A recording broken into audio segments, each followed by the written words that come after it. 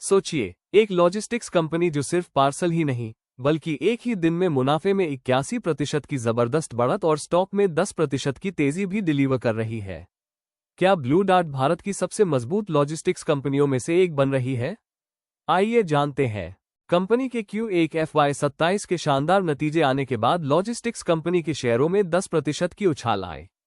Company का net profit साल दर साल आधार पर 81% और EBITDA 34% बढ़ा। कंपनी ने शेयरधारकों की मंजूरी मिलने पर FY26 के लिए प्रति शेयर 25 रुपये का डिविडेंड देने का भी ऐलान किया। ये कंपनी जमीन और हवा के जरिए ट्रांसपोर्टेशन नेटवर्क का इस्तेमाल करके समय संवेदनशील शिपमेंट की डिलीवरी और डोर टू डोर डिस्ट्रीब्यूशन का काम करती है।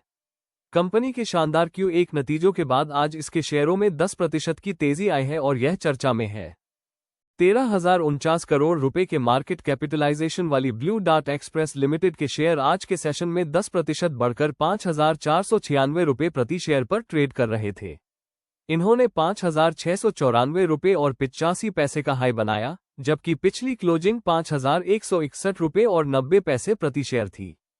Q1 FY27 में साल दर साल year on year performance blue dart express ने Q1 FY27 में शानदार परफॉर्मेंस दिखाए।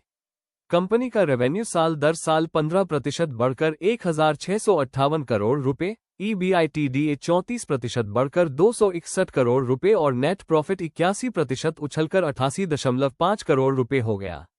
एप्स भी साल दर साल 81% बढ़कर 37 रुपए और 29 पैसे हो गया, जो मजबूत कमाई की ग्रोथ को दिखाता है। तिमाही दर तिमाही आधार पर रेवेन्यू 8% बढ़कर 1,658 करोड़ रुपए हो गया और EBITDA 18% बढ़कर 261 करोड़ रुपए हो गया। वहीं नेट प्रॉफिट और एप्स में जबरदस्त बढ़ोतरी हुई। नेट प्रॉफिट 81% बढ़कर 88.5 करोड़ रुपए और एप्स 81% बढ़कर 37 रुपए और 29 पैसे हो गया, जो लगातार मजबूत ग्रोथ को दिखाता है।